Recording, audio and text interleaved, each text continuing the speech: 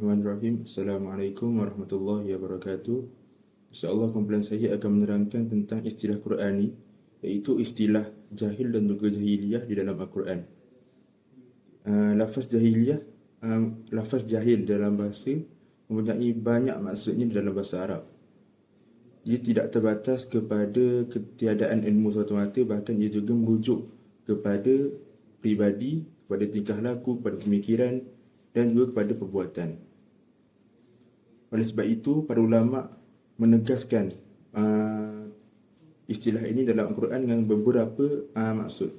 Yang pertama, menurut Ibnu Faris berpendapat bahawa akar kata jahil, jahala ini kembali kepada dua asas, iaitu yang pertama, lawan kepada ilmu, iaitu tidak mengetahui sesuatu perkara menurut hakikatnya. Yang kedua, sifat ringan, tidak tenang dan tidak stabil, iaitu berlaku ketidakseimbangan dalam tingkah laku dan perbuatan. Oleh itu, Ibnu Faris menjelaskan bahawa sesiapa yang kehilangan ilmu, maka hilanglah bersamanya ketenangan dan kewibawaan. Kemudian, berdasarkan maksud jahil daripada Al-Gharib Al-Asbahani, Imam Al-Gharib Al-Asbahani menguraikan makna jahil ini kepada tiga bahagian. Iaitu yang pertama, jiwa yang kosong daripada ilmu, dan inilah asas kejahilan. Yang kedua, percaya bahawa sesuatu yang bertentangan itu ialah perkara yang benar. Maknanya berlawan dengan perkara yang sebenar, apa yang dipercayainya. Dan yang ketiga, melakukan sesuatu perbuatan yang tak mengikut cara yang betul, sama ada perbuatan itu benar ataupun salah. Bismillahirrahmanirrahim. Rumusan terperinci makna jahil dalam konteks Al-Quran. Pertama, makna al-jahil dalam firman Allah SWT dalam surah Al-Baqarah ayat yang ke-273. Perkataan al-jahil dalam ayat ini merujuk kepada orang-orang yang tidak mengetahui hakikat sebenar keadaan fakir miskin yang menjaga maruah diri. Bukan kejahilan yang tercela akibat mengabaikan tuntutan ilmu atau sengaja melakukan kesalahan. Golongan fakir ini menyembunyikan kefakiran mereka kerana sifat ifah, menjaga diri, menjaga maruah, sehingga orang tidak mengenali keadaan mereka dengan menyangkakan yang mereka sebagai orang yang berkemampuan. Kejahilan di sini ialah kejahilan kerana ketiadaan maklumat dan pengalaman, bukan kejahilan akibat kecuaian atau kebodohan. Oleh itu, ia tidak tercela. Al-Quran membimbing manusia agar menghilangkan kejahilan ini melalui pemerhatian, firasat dan juga pengenalan terhadap tanda-tanda luaran. Kesimpulan kat sini, kejahilan dalam ayat ini bererti ketiadaan pengetahuan dan ia tidak dicela dari sudut syarak.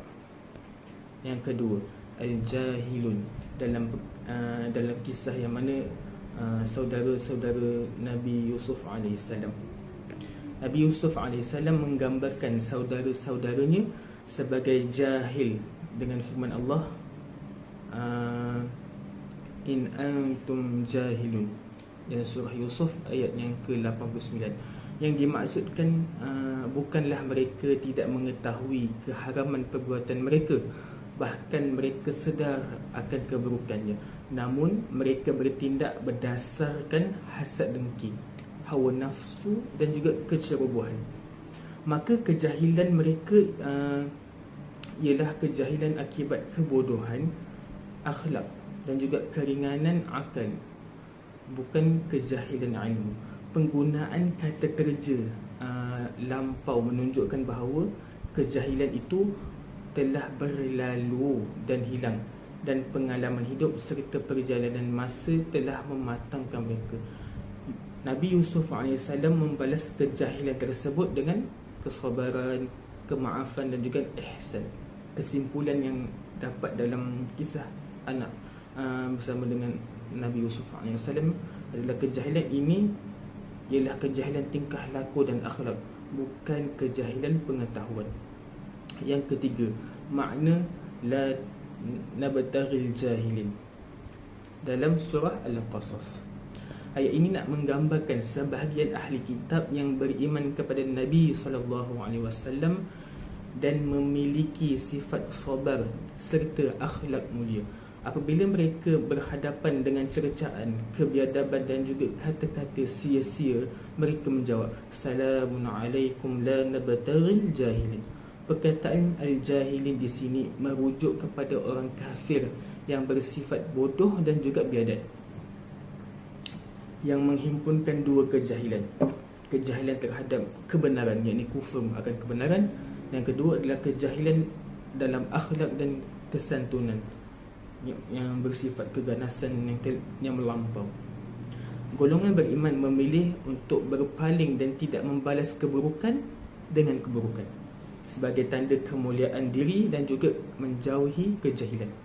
Kesimpulan dekat sini adalah kejahilan di sini adalah kejahilan yang tercela, bertentangan dengan sifat berakal, beriman dan juga berakhlak mulia.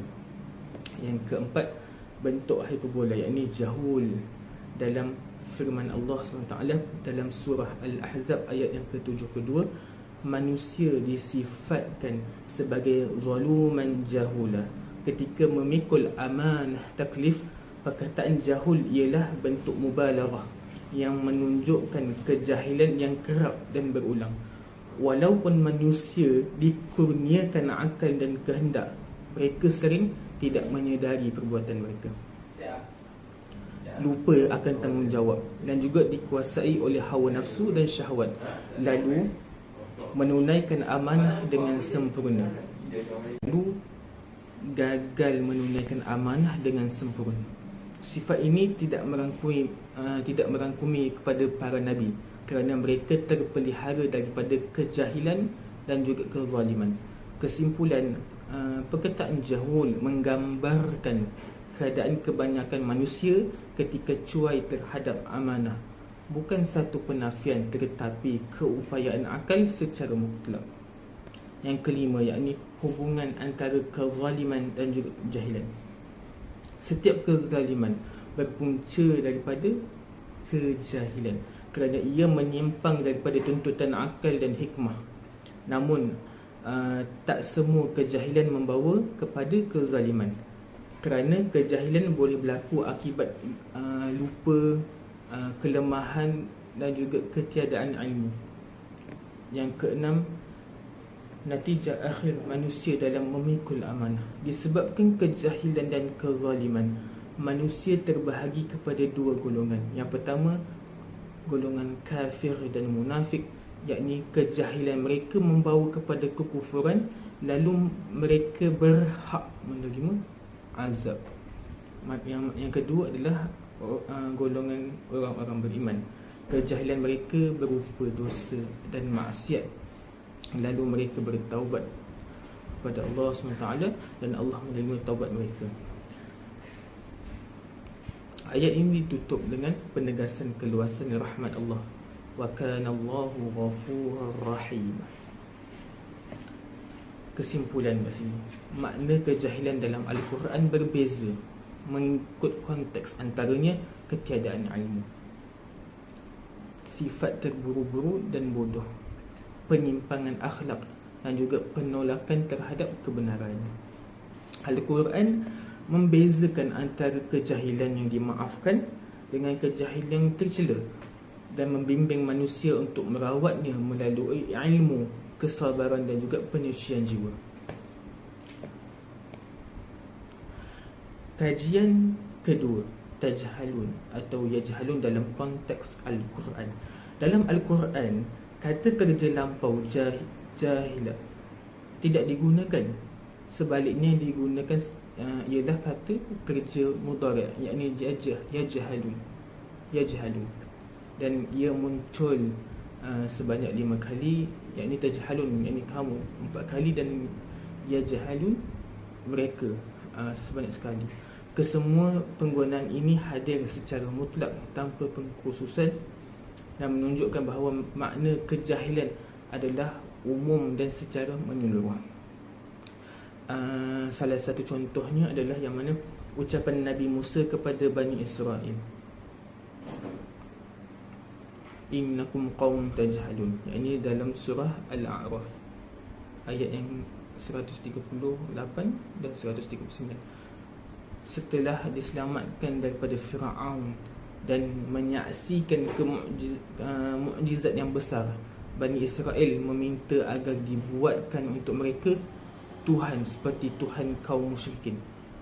Kat sini nak menunjukkan Nabi Musa menegur mereka sebagai jahil kerana gagal memahami keesaan dan keagungan Allah SWT, terpengaruh dengan budaya syirik walaupun telah melihat bukti kebenaran.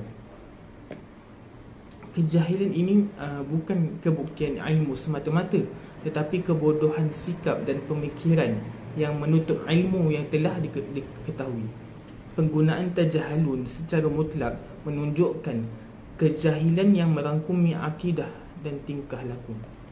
Contoh yang kedua, ucapan Nabi Nuh kepada kaumnya,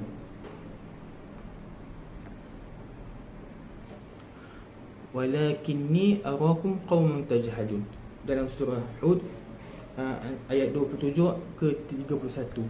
Golongan pembesar menolak dakwah Nabi Nuh dan merendahkan pengikutnya yang miskin serta meminta agar mereka diusir. Kejahilan di sini ialah kejahilan penilaian dan sikap, kerana mereka menilai manusia berdasarkan harta dan kedudukan, menghina orang beriman yang lemah. Menurut neraca iman, golongan tertindas itu mulia di sisi Allah SWT, sedangkan pembesar yang sombong itu tersalah penilaian mereka. Contoh yang ketiga, yang mana ucapan Nabi Lut kepada kaumnya, bal antum qaum tajhalun. Kaum Lut menyimpang daripada fitrah dan tenggelam dalam pelakuan maksiat. Kejahilan mereka ialah kejahilan moral dan tingkah laku, kerana gagal membezakan antara kebenaran dan kebatilan dalam perbuatan. Kesimpulan kat sini adalah kejahilan dalam ayat-ayat ini lebih luas daripada sekadar tidak mengetahui, bahkan merangkumi kebodohan dan keserbuhan, kejahilan akidah, akhlak dan tingkah laku, dan kesalahan dalam penilaian dan sistem nilai itu sendiri. Allah SWT berfirman, walakin aktsaruhum yajhalun, menunjukkan bahawa kebanyakan pengikut yang lalai, mudah terpedaya dan gagal memahami hakikat sebenar. Penggunaan kata tajahalun menzahirkan keseluruhan dimensi kejahilan dalam kepercayaan, perbuatan dan juga pertimbangan hidup. Bismillahirrahmanirrahim. Assalamualaikum warahmatullahi ta'ala wabarakatuh. InsyaAllah saya akan sambung untuk perbahasan yang seterusnya. Perbahasan seterusnya ialah sumber sama'i jahalah dalam konteks Al-Quran. Bagi kata kerja jahilah terdapat dua bentuk masdar. Masdar pertama ialah masdar qiyasi mengikut kaedah, iaitu jahal. Namun masdar ini tidak terdapat dalam Al-Quran Al-Karim. Masdar yang kedua ialah masdar sama'i, iaitu jahalah.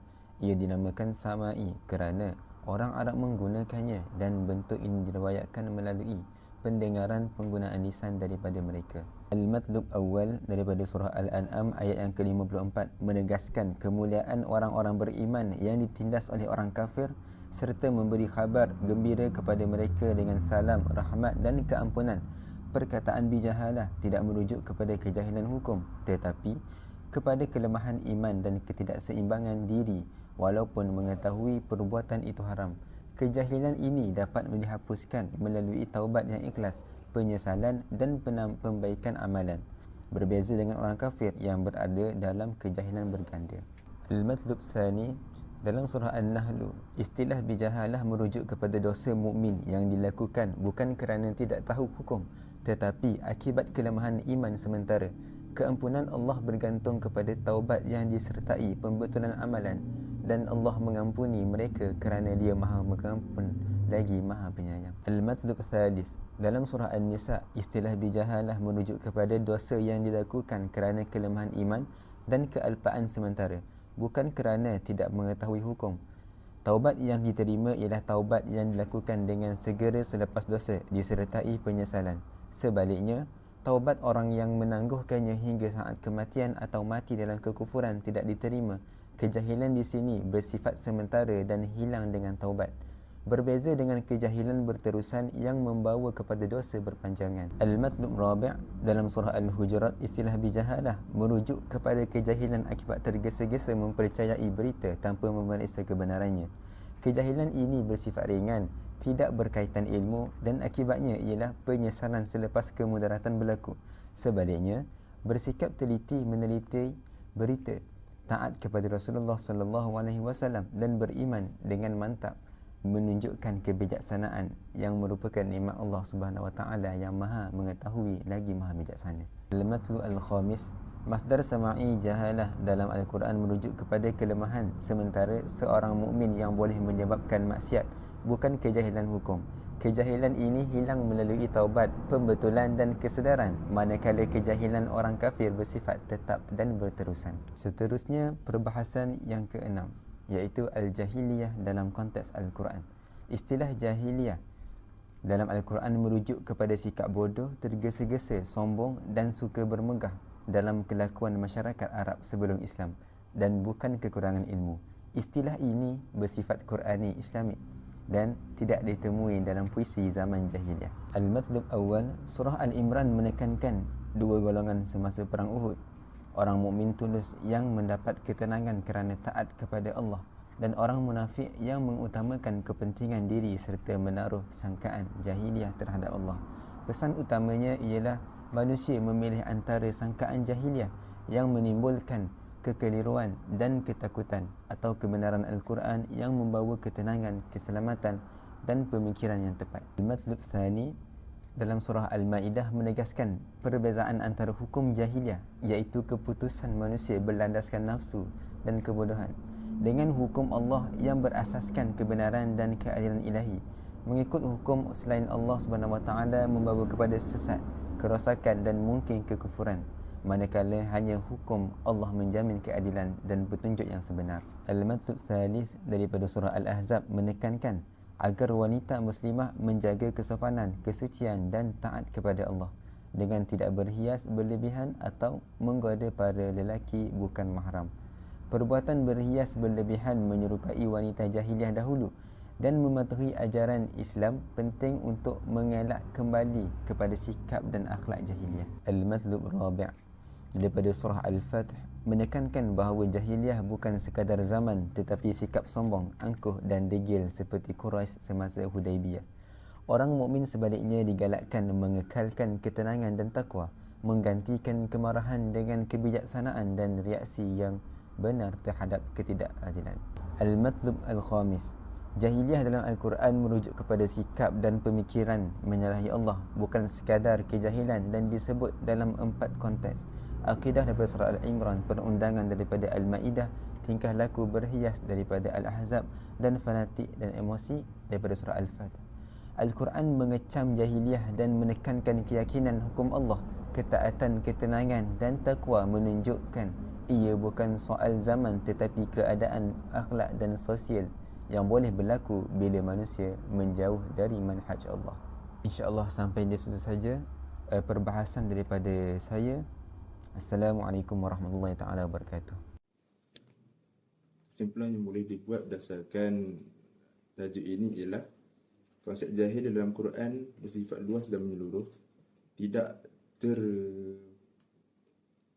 tertumpu pada ketiadaan ilmu semata-mata, bahkan ia juga merujuk kepada penyimpangan dalam akidah, pemikiran, akhlak, tingkah laku dan juga sistem dalam hidup. Oleh itu Al-Quran juga membezakan antara kejahilan yang dimaafkan dengan kejahilan yang tercela, iaitu jalan tercela ini yang lahir daripada sikap angkuh diri sendiri, yang ikut hawa nafsu dan juga berpaling daripada kebenaran.